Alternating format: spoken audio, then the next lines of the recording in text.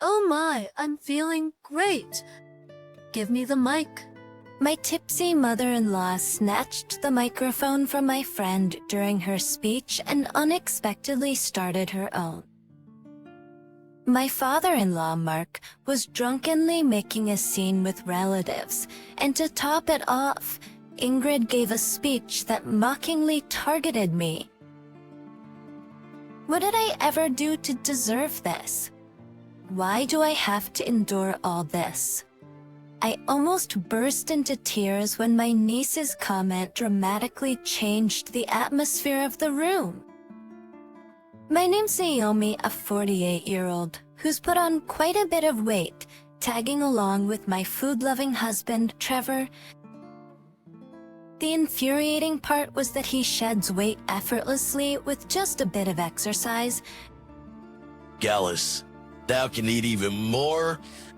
It made me so mad I thought about swapping his dinners with lard for a week.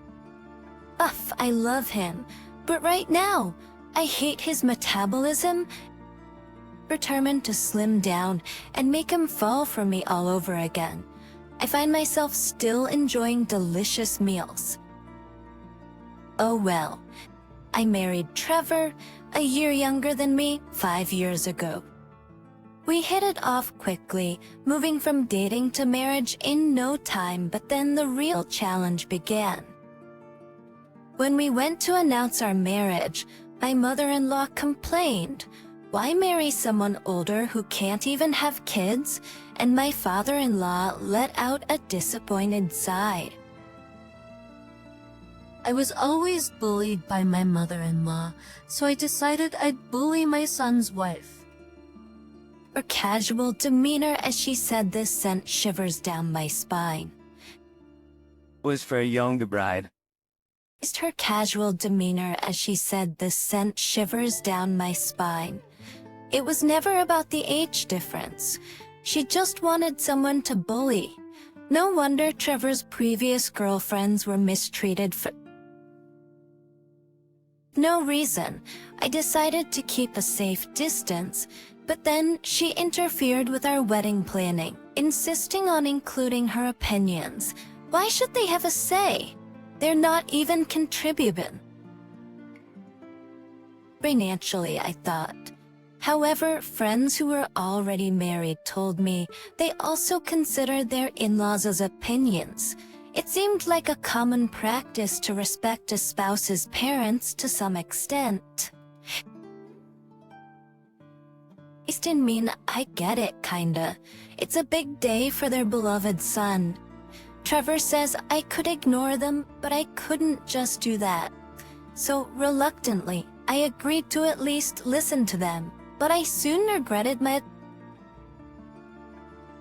decision. They complained our chosen venue was too expensive, pushing for a place run by a friend of my mother-in-law, a shabby place with bad reviews. Trevor firmly rejected it. But then, they started commenting on the bride's attire, demanding it be cheaper.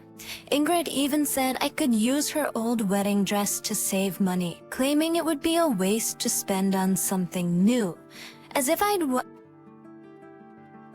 something that's probably covered in cobwebs from sitting around for years. I knew she just didn't want the bride to be the center of attention, so I flat out refused. She kept making all sorts of suggestions, but I knew our wedding would be a disaster if I agreed to any of them.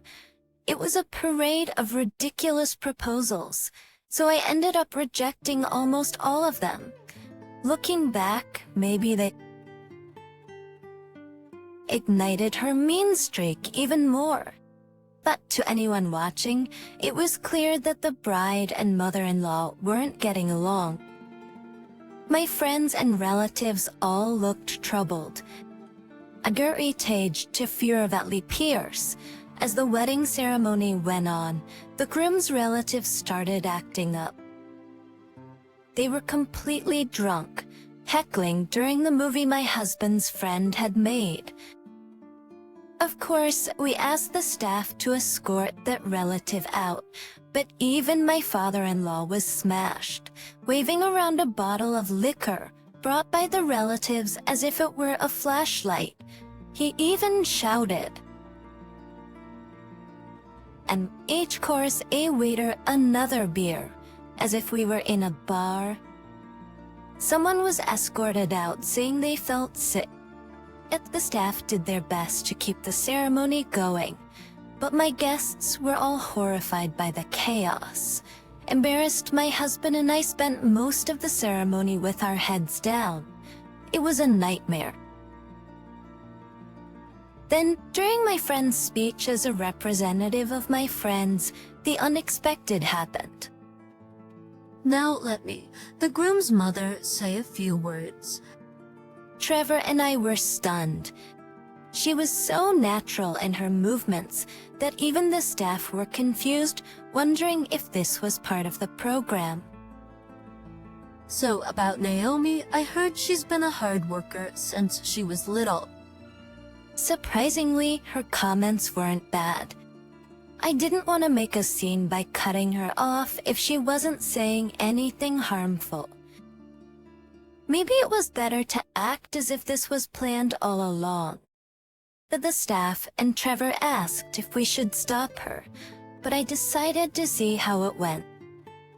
She lost her father when she was young, then her mother, and her sister, who is 10 years older, raised her. That sister passed away recently from illness. Naomi is a remarkable woman who has experienced hardships unimaginable to my son. Her speech wasn't bad for a while. She acknowledged my difficult life, including my parents passing and how I managed to go to college with support from my family and sister. Just when I thought she might have a good side, about 30 minutes in, she said, "But don't you think her parents and sister dying young is because she's a jinx?" Liquor. I was shocked to hear this when they came for the wedding greeting. Maybe she's just an attention seeker, bragging about her hardships. Everyone, not just me, was dumbfounded by her laughter and words. The shock was amplified because everyone had been drawn into my past, only to be mocked by her sudden turnaround. Virtually all she did was expose and ridicule my painful past in front of everyone. During the wedding greeting, I had to talk about my family because I couldn't hide the fact that my parents weren't around. I never intended it to be a sob story. If it were possible, I'd still want to meet my living family members. Why would I ever boast about being unfortunate? I knew it would ruin my bridal makeup, but I couldn't help it. Tears started to fall. Then, in the dead silence of the hall, my niece Erica, a sophomore in high school, spoke up loudly. No, you've got it all wrong, old lady. You're here talking about Naomi's misfortunes. Well, what's your point? Look at this awkward atmosphere. Who are you calling old lady? I'm the other of the groom. You're so disrespectful. Ingrid retorted, clearly outraged. Who's the disrespectful one? You come to a wedding in funeral clothes and try to make a mockery of the bride. Well, nobody's laughing, so you're just embarrassing yourself. Not only are you disrespectful, but you can't even read the room. Aren't you ashamed? Even a young girl like me can see how embarrassing this situation is. Maybe with age, you've regressed a bit. Oh my gosh, unbelievable. How dare you talk to me like that? Naomi, doesn't your niece know how to speak? Her face turned from red to tomato red, as if it could get any redder. Unbelievable. Un-effing believable. I'm your mother, Trevor. How dare you embarrass me like this in front of everyone? It seems like you brought this embarrassment on yourself. Erica chimed in without missing a beat. X and cream from you, while the groom's side of the family was too drunk to notice, my guests began to chuckle. You know what? That dress you're wearing still has the price tag on it. What?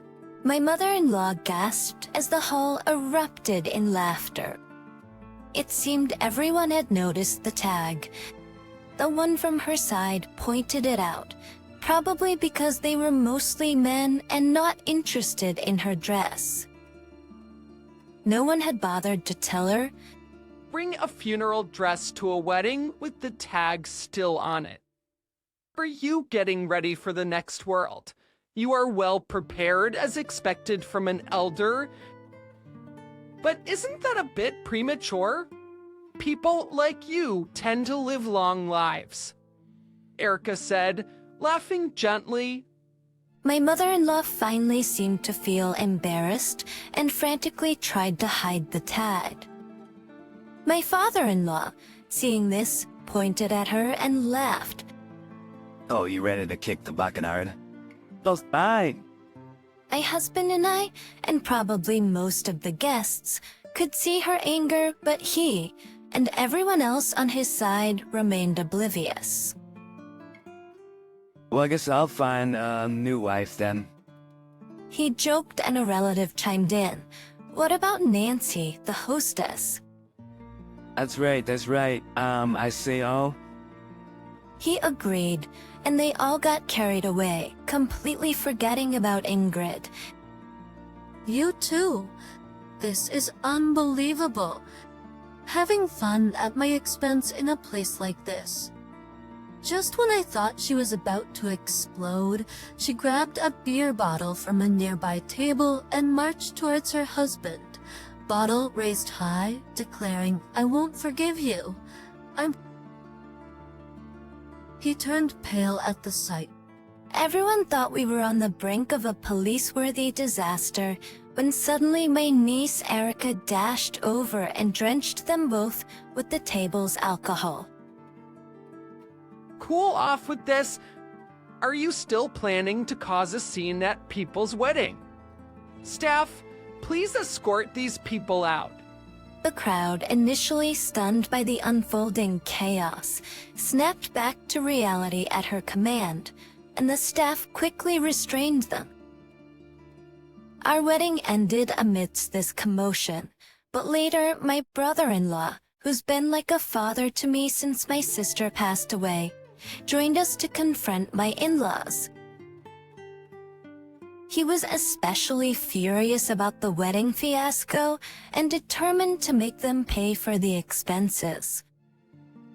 Initially, they tried to shrug it off, saying they were drunk or it wasn't right to settle it with money.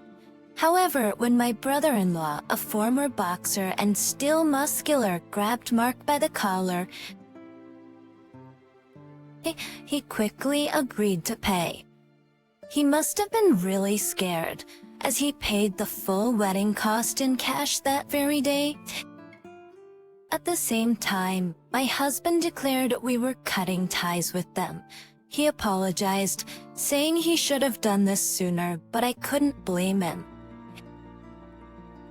Thus I was wrong to even momentarily hope for a pleasant speech from her. I want us to become a stronger couple by overcoming these hardships, I thought.